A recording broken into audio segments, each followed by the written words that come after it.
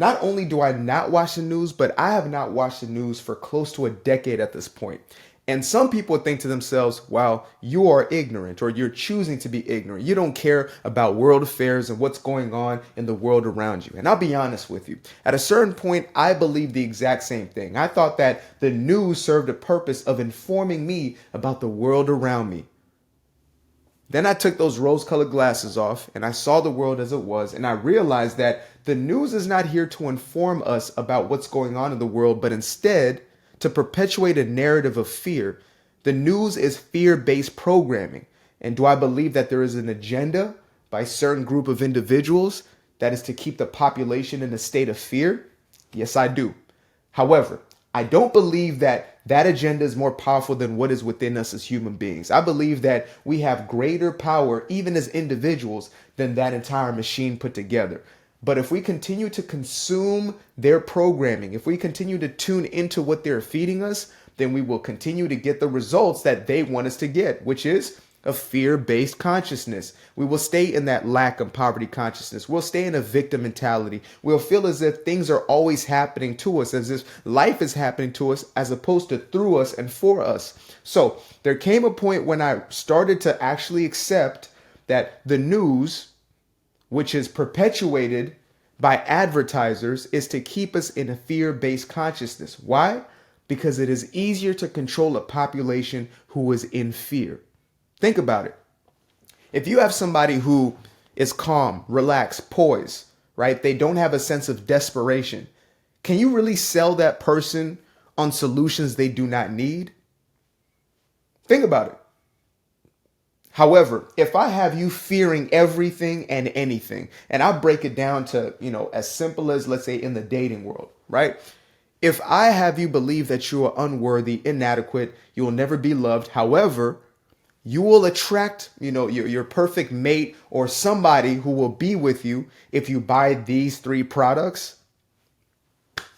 You become a good customer. So I will not keep you in a place where you believe that you're worthy and you're adequate and you don't need my products. If I'm trying to sell you products, I'm going to make sure that you believe you need my products and you need them on a daily basis, on a weekly basis, so you can become a return customer for me.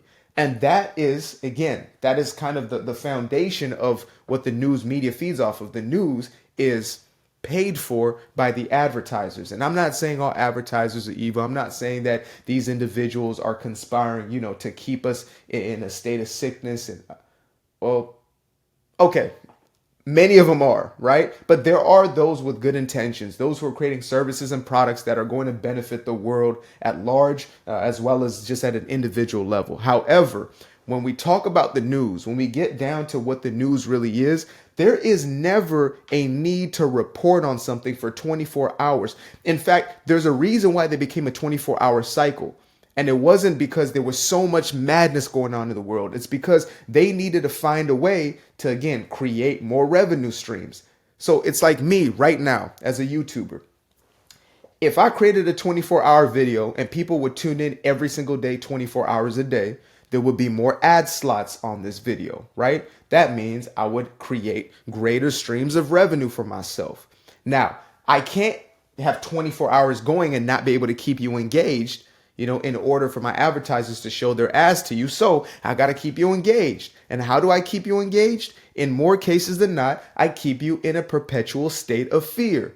I got to keep you in fight or flight. If I keep you in a state of fear, you're always going to keep your attention on me. And there's a propensity for us as humans to be glued to those things that are tragic or traumatic, right? We've been programmed into that trauma-based response where we are more engaged with fear than we are with peace and poise. And there is a survival instinct that is tied into that, but it's not natural when we're getting this continuous cycle that is keeping us in a state where we have cortisol and adrenaline dripping through our bodies 24 hours a day. And we wonder why we're so stressed. We wonder why we're so depressed. We wonder why we're so anxious continuously.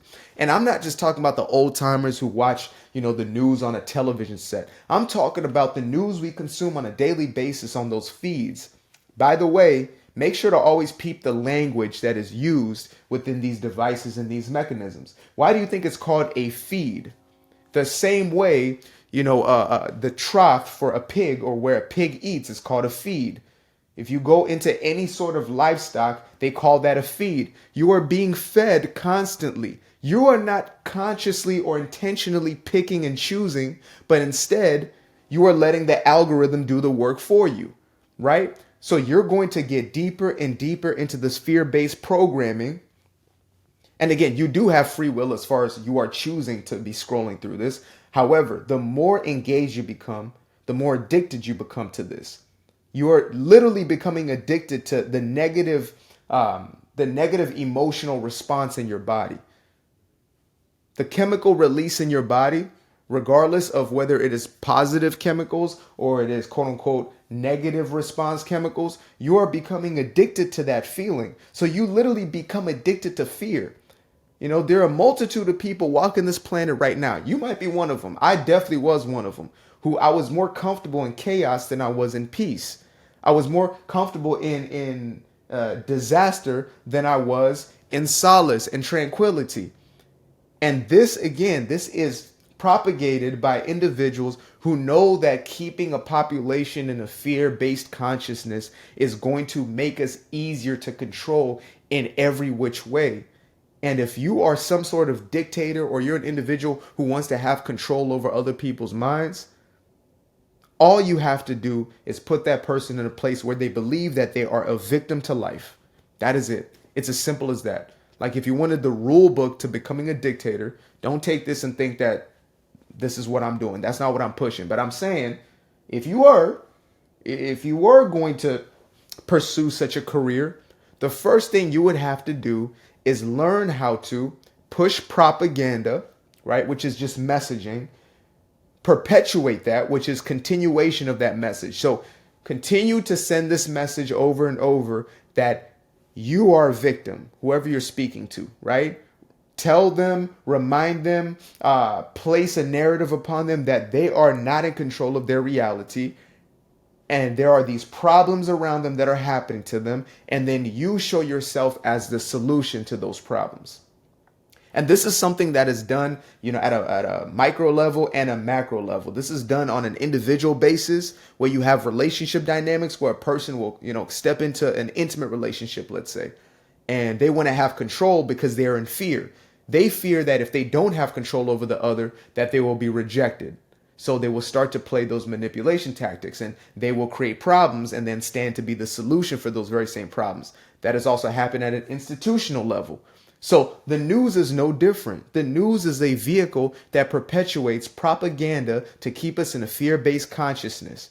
And again, this isn't just the 24-hour cycle on the television screen. This is now transferred onto our devices because it's the very same companies pushing the very same stories to keep us in the very same low level of consciousness.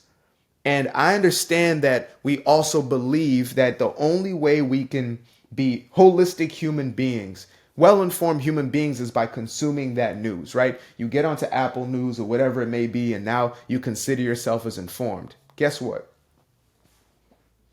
That is not so. The way you inform yourself about life is engaging with life. And think about this as well. You know, people will say, well, but what about the rest of the world? What about the people starving in Africa? What about the people this and that, this and that, this and that, right? All these things happening everywhere else. I believe you are here where you are right now in this very place, whatever state, country, city, wherever you are located.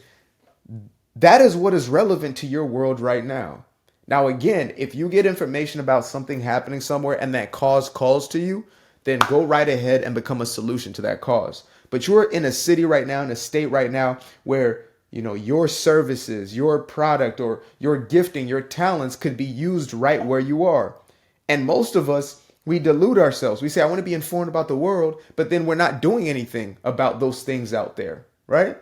We say, well, I have to know about what's happening in, you know, these third world countries, or quote unquote third world, quote unquote developing countries. I have to know what's going on in the rest of the world, but yet we don't even do anything. We tweet, right? We talk about it and have conversation, and then it's just another trend or another topic for another day. So when we really get down to it, it's like, how is it serving us besides keeping us in fear? Are we actually doing something about every single one of these quote unquote problems that are shown to us through the news media?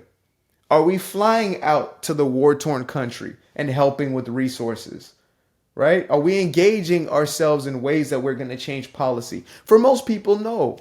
We just kind of like to feel like we're doing something. We like to feel like we are informed. But what we're actually doing is keeping ourselves in fear. And that's exactly what these machines want. They want to keep us in fear, not so we can solve problems, because you don't solve problems from a state of fear. You solve problems from a state of solution consciousness, which is a higher vibration, which is a higher frequency. You're in a different state of mind. You have to be in a more peaceful state of mind to get solutions to even come to you.